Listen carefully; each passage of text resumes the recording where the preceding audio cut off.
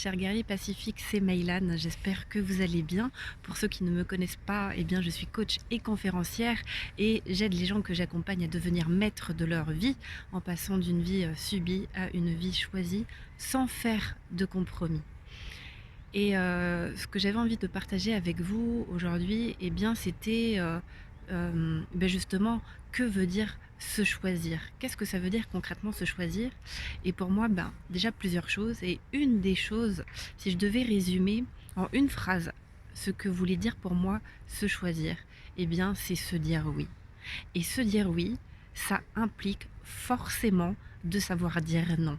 De savoir dire non aux autres, aux demandes des autres, du coup, aux sollicitations des autres, aux projets des autres, peu importe la forme que ça prend. Et je vous donne cet exemple-là parce que je suis pas mal sollicitée par certains confrères et consoeurs pour collaborer ou contribuer à leurs propres projets.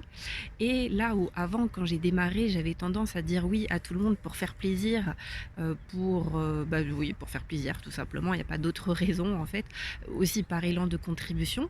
Et du coup, je me suis vite rendu compte que en fait, je disais oui à tout le monde et du coup, j'avançais sur les projets des autres, mais je n'avançais pas sur les miens. Et aujourd'hui, eh bien, je fais le choix inconfortable parfois de dire non à une demande, alors que ce sont des personnes que j'apprécie énormément, mais je sais que si je leur dis oui, eh bien finalement au fond c'est à moi que je dis non. Et quand je dis à moi, c'est à mes projets. Et donc posez-vous la question de à quoi vous avez vraiment envie de dire oui. Parce qu'à partir du moment où vous vous dites oui à vous, ça va forcément impliquer de dire non à d'autres. Et quand je dis à d'autres, petite précision, c'est pas aux autres, c'est pas à la personne que vous dites non, c'est à sa demande, ce qui est complètement différent. Donc c'est, ouais, voilà, je peux pas mieux dire, c'est pas à la personne elle-même en tant que personne, mais c'est à sa demande, à sa proposition. Moi, par exemple, en ce moment, ça fait 3 fois qu'on me propose de contribuer à un livre, d'écrire un chapitre et j'ai répondu déjà 2 fois, oui et là, cette fois-ci, eh bien, je dis non parce que je veux avancer sur mes propres projets d'abord. La priorité, c'est mes projets et donc du coup, avant de dire oui spontanément maintenant, eh bien, je me consulte et je vois si c'est juste pour moi de dire oui à la demande des autres, quelle qu'elle soit. Et ça peut être aussi oui ou non à une proposition de sortie, peu importe. Donc vous, posez-vous la question, quand vous dites oui, à qui vous dites oui au fond? Est-ce que c'est à vous ou est-ce que c'est aux autres?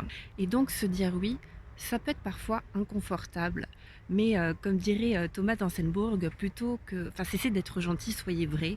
Et pour moi, être vrai, c'est être à l'écoute de ses besoins, à l'écoute de soi, et c'est savoir dire non. L'un ne va pas sans l'autre. Si on se dit oui, il faut savoir dire non. Alors, dites-moi en commentaire, ça m'intéressera de vous lire, euh, justement à quels endroits ou à quelles demandes vous avez du mal à dire non parce que vous avez l'impression que vous dites non à la personne. Et gardez bien ça en tête, ce n'est pas à la personne que vous dites non, c'est à sa demande. Et plus vous allez vous connaître, plus vous allez connaître vos besoins et savoir les écouter et les exprimer, et plus ça sera facile pour vous de dire oui et de dire non.